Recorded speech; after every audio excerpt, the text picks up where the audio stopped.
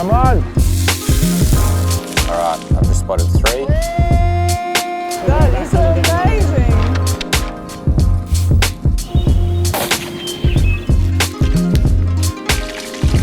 No, it's so delicious. Today I'm going to be teaching you all how to roll a porchetta. My first ever head chef, his name is Klaus Huber, he taught me this simple technique of how to roll and tie a porchetta. If I'm cooking like a beef tenderloin or if I'm doing a large cut of meat that I need to roll into the same shape, I'll use this exact same knot tying technique.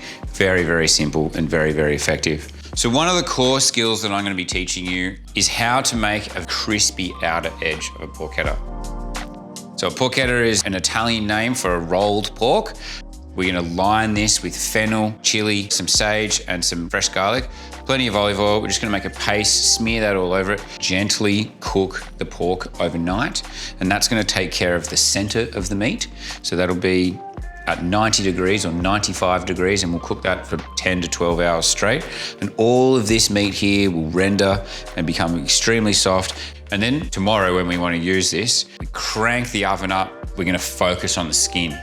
So during that process of cooking at 95 degrees overnight, it's going to dehydrate the skin somewhat and it's going to very gently cook the center. Then the next step is to make all of that skin really blister out and become really, really crispy. I actually learned this technique recently. We've been cooking pork bellies for years within the Ducks. We've been making porchettas for years as well.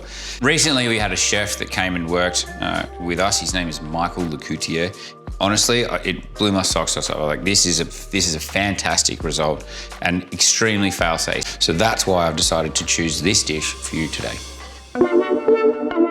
I've asked my butcher to supply me with a pork belly that has all of the baby back ribs removed. Now there's a little bit of this sort of larger bit of trim here. We're just gonna trim up some of this stuff just to make it so our porchetta will roll a little bit more evenly.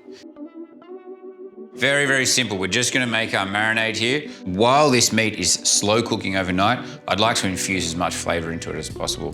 So I'm gonna take my thermo and I'm just gonna run all of my dry spices in there to begin with. I've got a couple of tablespoons of pink peppercorns.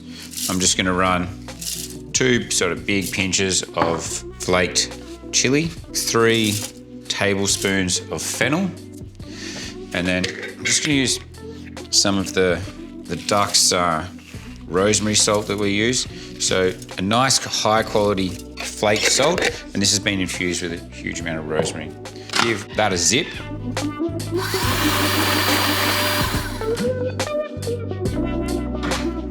Yeah!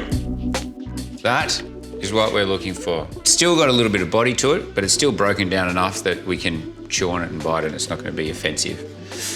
It is fragrant. It is insane what happens from just activating that a little bit.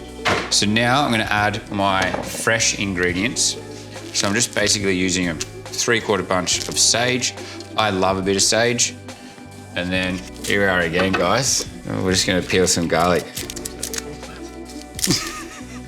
So I've got my dry ingredients. I've got a nice pulse out of that. I've got them broken down. Now I'm going to add all of my fresh ingredients. So I've got garlic and sage in there. And I'm just gonna give it a bit of a lubricant.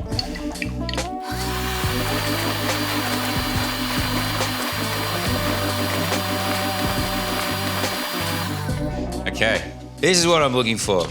I got garlic, I got chili, I got sage. I literally wouldn't know what to do if I wasn't able to cook with garlic and chili. And then all we're gonna do is go straight on. Now I'm gonna do a whole belly here. Unless you've got 20 people in your family, you probably don't need to be running a whole belly, but it's also kind of fun to go down to your local butcher and ask him for a whole pork belly and see his reaction. All right, that was good. So this is the bit where we're gonna get a little bit dirty. That's fine. So what we wanna do is we're just gonna roll that onto itself. So what we're trying to create is this. Now our job is to hold it all together, and that's what I'm going to teach you with this butcher's twine. Now you see how that's nice and even? If I didn't remove some of that meat from before, that would have a big bulgy end in it, and it also wouldn't cook in the same manner or cook evenly. So the whole thing here is to try and get a nice, consistent result. So what I'm gonna do is we're just going to tie one piece of the pork belly nice and tight, and this is our starting end. If you don't know knots, just tie lots. The technique is we're gonna take the twine, we're gonna wrap it around our hand, and we're just gonna do 1, 2, 3 loops. And then we're gonna thread that over the pork, and that's gonna give us, you can see this little point that's forming here. And we're just gonna tie that down. And that will run one way, but it won't slip back the other way. And then we're just gonna repeat that process. So just ask your butcher for a bit of butcher's twine. This is a twine that has a very high heat resistance, and that's what's required for this to work properly. So you want to try and get your spacings nice and even. And then what's also really handy with this is that where the twine is, you'll get a really deep groove that forms into the skin, and it's a perfect place for your knife to sort of fall in. So you can cut one here and cut one on top. Depends if you like to have your rings thick or thin. But at the moment, what we're trying to do is just get our pork to have a consistent shape. That's the most important thing we're after here. And then we need to just lock off our last knot. So we're just going to do a couple of hitches, like a truckie's hitch. And that is our porchetta. So the next step from here is we're going to heavily season this with flake salt. That's also going to help that skin to dehydrate. The key is getting the skin to dehydrate, and that's what gives you a crackling. If there's too much moisture, it retains some of that moisture and it doesn't get as crunchy on the outside. I'm going to move it onto my tray, put a piece of baking paper on there if you like. I'm just going to give this a little bit of a go with some salt. I just want that to stick to it, and then this is ready to go into the oven. 95 degrees, we're going to cook that overnight. So if you're cooking this at home, I suggest roll it the night before, season it and chuck it in your oven. Let it sit all day while you're at work. Come home, turn up the temperature, blister the skin, serve it up. We've cooked our porchetta overnight at 80 odd degrees. It's obviously really nice and tender now.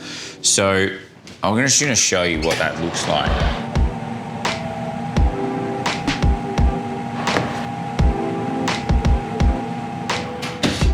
Obviously, you can see that the skin hasn't had any action. It's very nice and tender in the center. Everything's super cooked and started to break down a little bit.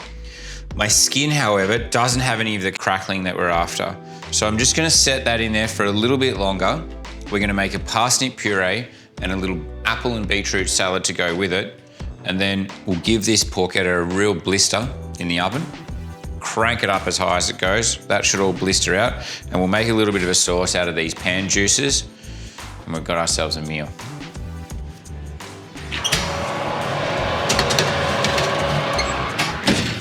The next step of this is to make a parsnip puree. We're going to cook this parsnip puree and we're going to keep it really nice and white. We don't want any caramelization. We don't want to have any dark tones at all. We're looking for a really velvety, smooth sauce. There's a couple of tricks that we can use here to get that to happen for us. The first one is that we're going to finely slice some onions, some bay leaf and some garlic, and we're going to cook that gently in milk.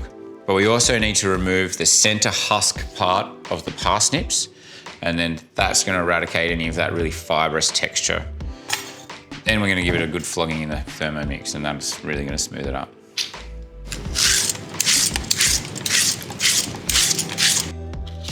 Just going to take half an onion.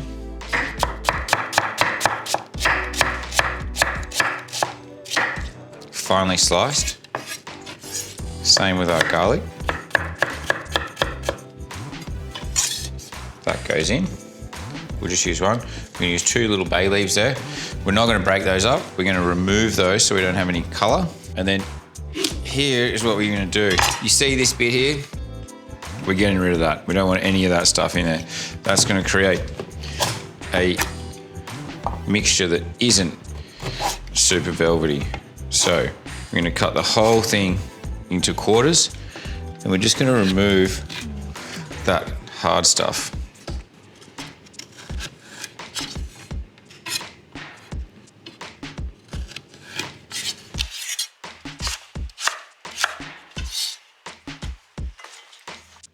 All right, we're on.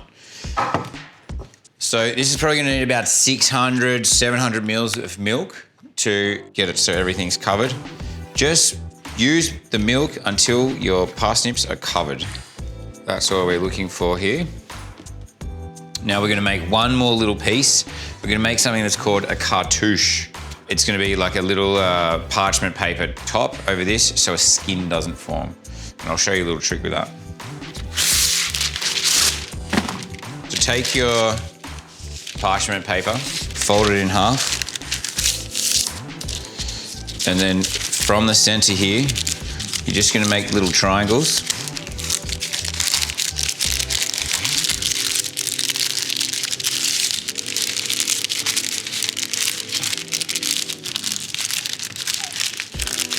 Like so. And then you're just gonna hold that in the center and then give yourself a little bit of leeway.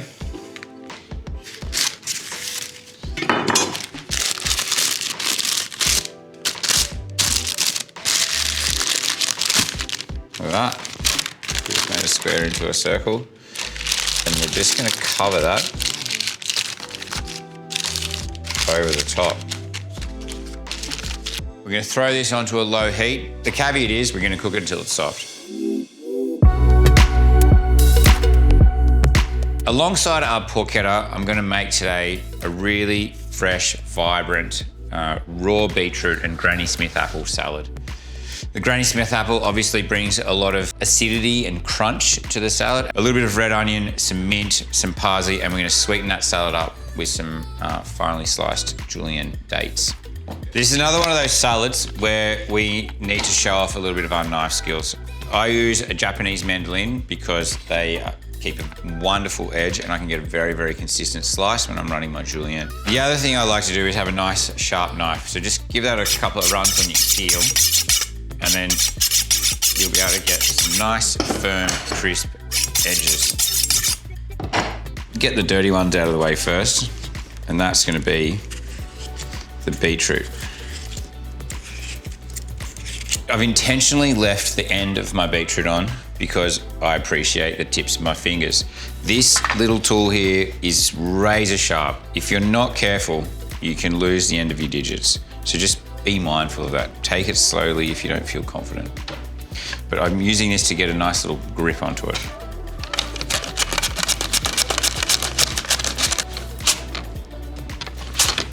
So we're just gonna line these up, make little piles out of them. And then we can make perfect little juliennes.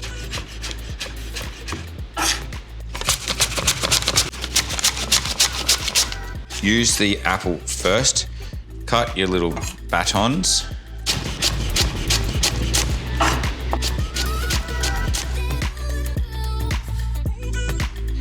We'll throw all of our beetroot over the top. These dates we're just going to slice nice and finely. And then we're just going to use a bit of picked mint here and our picked parsley. Throw that over the top. Just going to give that a little drizzle of some olive oil. Bit of a toss just before we want to use that and plate it up. So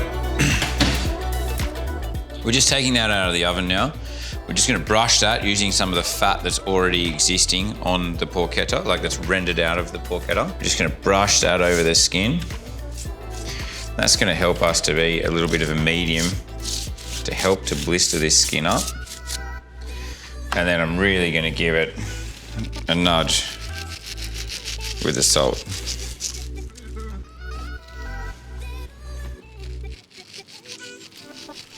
Before we go into the oven, you can see here that on our porchetta tray that we've had a lot of juices render out and they've caramelized overnight. Obviously there's a heap of fat that's in there as well. So we're just gonna pour that fat off into something. But what we do want is those pan juices. So taking a flat edge of a wooden spoon and just add a little bit of water in there. You should be able to start to release some of these pan juices, like I'm doing here. And you can try and get all this stuff off, and this is what we're going to make our gravy out of. So, we've got our pan juices saved. We're just going to add a bit of booze into there, bring some heat to it, reduce it all down. It'll be so insanely full of flavour. Our oven's been cranked up to 250. We're just going to throw our porchetta in there, and we're going to wait and see how this is all going to blister up.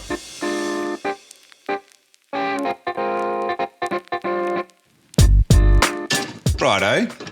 Right now, we're going to make a pan juice gravy. This is quite literally one of the simplest things that you can do.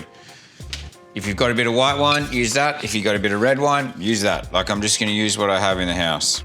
Get your pan juices on the stove, bring it up to the boil, give it a little bit of a mix around, and then obviously there's going to be a few little chunks in it and some coagulated pieces of fat and all the rest of it. We should be able to render some of those out by using a little bit of heat and a bit of a mix. Now, it will not need any seasoning. This will be very, very reduced and salty and just delicious.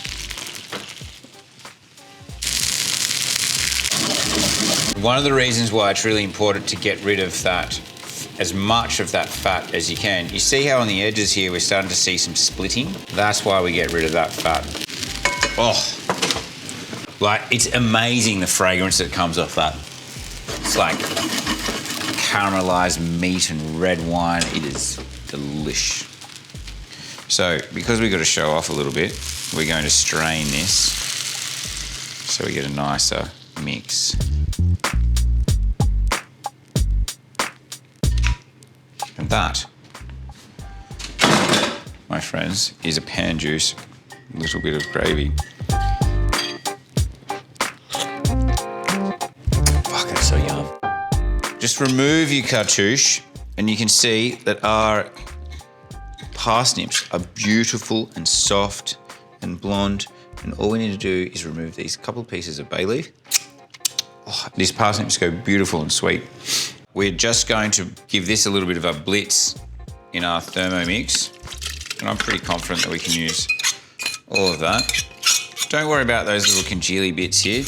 This, see on the edges of my pan here, this is what I'm trying to avoid. I don't want any of these darker tones in here. So, need to lift my game. Lid goes on.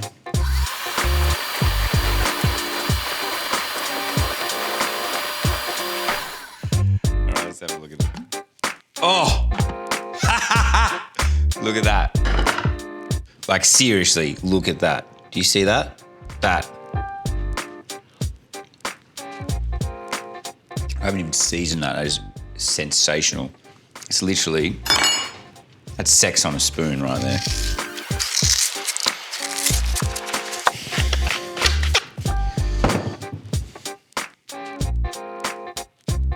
That is so, that's parsnips. It's so fucking delicious. It's crazy how good that tastes. Anyway, well, you know how to make it now, so have a crack.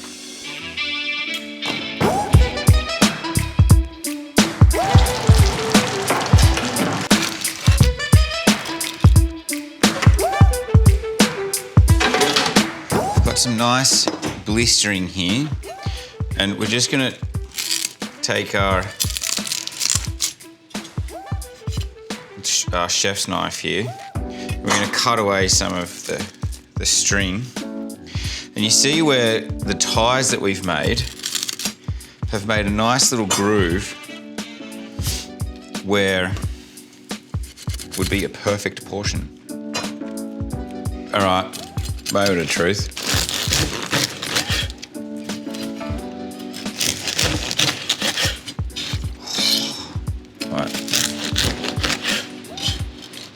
That to me is some juicy action.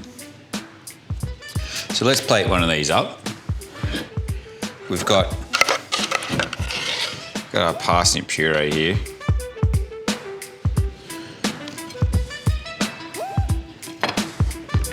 Got a bit of our pan juices.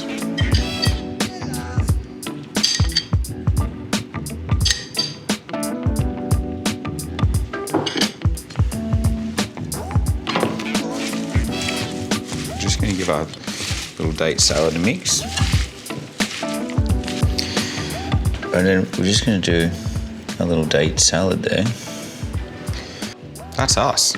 Crispy skin porchetta with a parsnip puree and an apple and beetroot salad.